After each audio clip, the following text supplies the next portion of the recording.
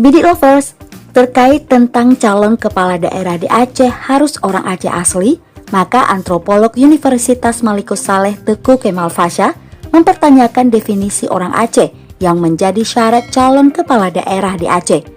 Siapa pula yang pantas dilabeli sebagai orang Aceh asli? Kemal juga mempertanyakan batas masa seseorang dinyatakan sebagai orang Aceh. Apakah itu dilihat era pasca Perang Aceh atau kemerdekaan Indonesia?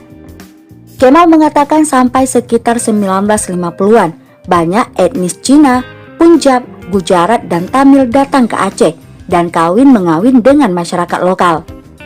Anak cucu mereka berbahasa Aceh saat ini, termasuk juga migrasi Minang, Jawa, Ambon, Batak, dan lain sebagainya.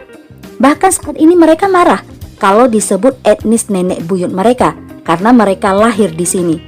Kata Kemal, mereka juga makan asam sunti.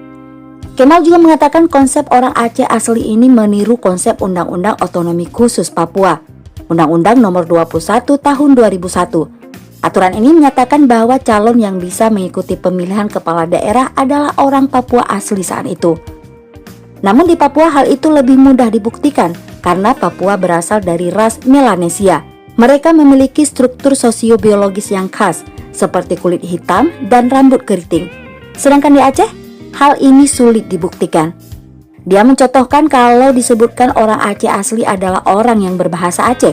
Di Aceh sendiri ada 8 host etnik, dan mereka bukan hanya yang bertutur seperti masyarakat pesisir utara timur Aceh. Belum lagi saat membahas masyarakat Aceh yang tinggal di kawasan perbatasan, seperti Singkil yang memiliki kesamaan bahasa dengan Pakpak, atau bahasa Alas dan Klub yang memiliki kemiripan dengan bahasa Karo. Demikian juga bahasa Anek Jame dengan bahasa Minang. Kemal mengatakan di Aceh terjadi shared culture. Bahkan kata Kemal, jika dilakukan tes DNA, hasilnya lebih membingungkan lagi. Karena masyarakat pesisir timur dan barat tidak ada yang asli. Mereka adalah pencampuran dengan Mongoloid, Dravidid, Aryan, bahkan Kaukasian.